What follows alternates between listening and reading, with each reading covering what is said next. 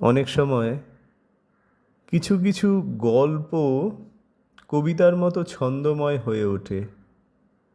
সেই রকমই একটি গল্প পাঠ করছি।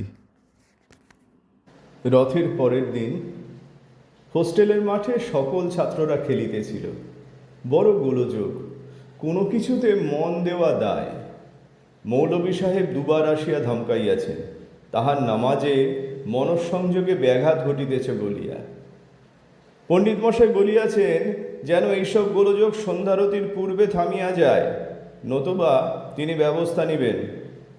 এই গোলযোগের মাঝে ফটিক গণেশকে লইয়া যখন পণ্ডিত মশাই সমীপে আসিয়া একখানি কাপড় চাহিল, পণ্ডিত মশাই অবাক হইয়া বলিলেন, কাপড়ে কি করবি? ফটিক বলিল, পূজা করিব মাস্টার মশাই। পণ্ডিত মশাই বিস্মিত হইলেন, তবে একখানি ধুতি দিয়া বলিলেন, আমার পূজার কাপড়, নোংরা করিস না কিন্তু।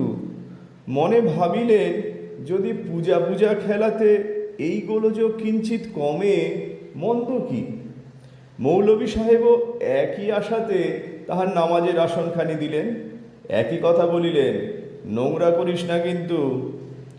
অন্য মাস্টার মশাইদের এবং ছাত্রদের কাছে ফটিক আর গণেশ গিয়া বিবিধ সামগ্রী একত্র করিল। খাবার সামগ্রী ব্যতীত আর সকল কিছু ফেরত দিতে হইবে। তা অনেক কিছু জোগাড় হইয়াছে, বাতাসা, নকুলদানা, আধখানা আপেল, খান্তিনেক পেয়ারা। মালিকে বুঝাইয়া কিছু ফুলেরও জোগাড় হইয়াছে। ছাত্রদের কোলাহল যখন হঠাৎ করিয়া থামিয়া গেল, তখন সকল মাস্টারমশাইরা ভাবিলেন, যাক, তাহাদের অনুমান সঠিক। তাহারা ভাবিতেও পারেন নাই কি অপেক্ষা করিয়া আছে দৈবে। যখন বুঝিলেন, তখন সকলে স্বীয় কর্ম ছাড়িয়া দৌড়াইলেন মাঠের অভিমুখে, কি হইয়াছে বুঝিবার নিমিত্ত। এমন কি হইতে পারে পূজাতে যে সকল ছাত্ররা একযোগে চিৎকার করিয়া উঠিবে? সে কোলাহলের তীব্রতা এত যে তাহাতে আরো গোলযোগ করা অসম্ভব। মাস্টারমশাইরা বাহিরে আসিয়া যাহা দেখিলেন, তাহাতে তাহাদের হতভম্ব ভাব কাহারও নিকট লুকাইয়া থাকিল না। স্কুলের জলের বালতি বা চালের বস্তা জাতীয় ভারী সামগ্রী টানিবার নিমিত্ত যে চাকাওয়ালা কাঠের পাটাতন আছে, সেই পাটাতনখানিকে সুন্দরভাবে সাজানো হইয়াছে। তাহার চতুর্দিক মুড়িয়া দেওয়া হইয়াছে রঙিন কাগজ দিয়া। তাহার উপর পাতা হইয়াছে মৌলভী সাহেবের নামাজের আসন, আর তাহার উপর পণ্ডিত মশাইয়ের পূজার ধুতি পরিয়া বসিয়া আছে রামা মেথরের 3 বছরের পুত্র ডাকুয়া। রামা মেথর হোস্টেলের এক প্রান্তে থাকে, আর ডাকুয়া স্কুলের সকলের পরিচিত। ডাকুয়া কি একখানি রোগে আক্রান্ত হইয়া আপন হাত পা চালাইতে পারে না। তাহাকে কেহ কখনো হাসিতে দেখে নাই। সকল সময় নাক ফুলাইয়া কাঁদিতে থাকে। আপন হাতে খাইতে পারে না বলিয়া কেহ তাহাকে কিছু খাইতেও দেয় না। দিতে হইলে রামাকে দিয়া দেয়, সে খাওয়াইয়া দেয়। সেই ডাকুয়া বসিয়া আছে পাটাতনের উপর, তাহাতে লাগানো একখানি দড়ি ধরিয়া ছাত্ররা শোরগোল করিয়া টানিতেছে, আর মাঝে মাঝে ধ্বনি উঠিতেছে, জয় জগন্নাথ।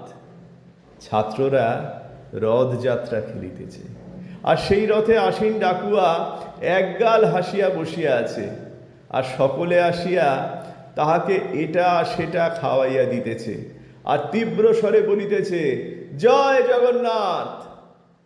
সোর করিয়া ছাত্ররা রথ টানিতেছে, গড় গড় করিয়া সেই রথ ঘুরিতেছে মাঠময়। যে সকল স্থানে ডাকুয়া কখনো যাইতে পারে নাই, আজ রথের উপর বসিয়া সেই সকল স্থান সে ঘুরিতেছে। যাহারা তাহাকে কখনো স্পর্শ করে নাই, তাহারা আসিয়া খাবার খাওয়াইতেছে, ডাকুয়া অনর্গল হাসিতেছে। পণ্ডিত মশাই আর অন্যান্য মাস্টার মশাইদের দেখিয়া ছাত্ররা থামিয়া গেল। কেবল ফটিক দেখে নাই, সে রথ টানিয়া বেড়াইতে লাগিল মাঠময়। পণ্ডিত মশাই একবার অস্ফুটে বলিলেন, আমার ধুতি। হোস্টেলের সুপার পণ্ডিত মশাইয়ের চেহারা দেখিয়া তাড়াতাড়ি বলিলেন, ভাবিবেন না, আমি এখনই থামাইতেছি, আর আপনার ধুতি ধোপাবাড়ি পাঠাইতেছি, আপনার নামাজের আসনখানিও আনিতেছি মৌলভী সাহেব। তিনি বারান্দা হইতে নামিতে যাইবেন, কিন্তু পণ্ডিত মশাই তাহার হাত ধরিলেন, বলিলেন, সুপার মশাই, আমি সারা জীবন পূজা করিয়া যাহাকে পাইলাম না, ওই একরত্তি হতভাগা কেমন করিয়া জানিল তিনি কোথায় থাকেন? মৌলভী সাহেব আপন মনে বিড়বিড় করিতেছিলেন, তোমাকে খুশি রাখিবার চেষ্টাতে কোনো ফাঁকি দিই নাই, কিন্তু এতদিনে জানিলাম তুমি খুশি হও কিসে। ছাত্ররা আবার সাহস পাইয়া রথ টানা শুরু করিল ফটিকের পিছু পিছু। সেদিন ফটিককে কেহ তিরস্কার করে নাই। ছোট্ট গল্প, খুব সহজ সুন্দর ভাষায় লেখা, অথচ কি গূঢ় অন্তর্নিহিত অর্থ এর মধ্যে। এ যেন বৈষ্ণব কবির সেই কথা বারবার বলে চলেছে, শুনো হে মানুষ ভাই, সবার উপরে মানুষ সত্য, তাহার উপরে নাই।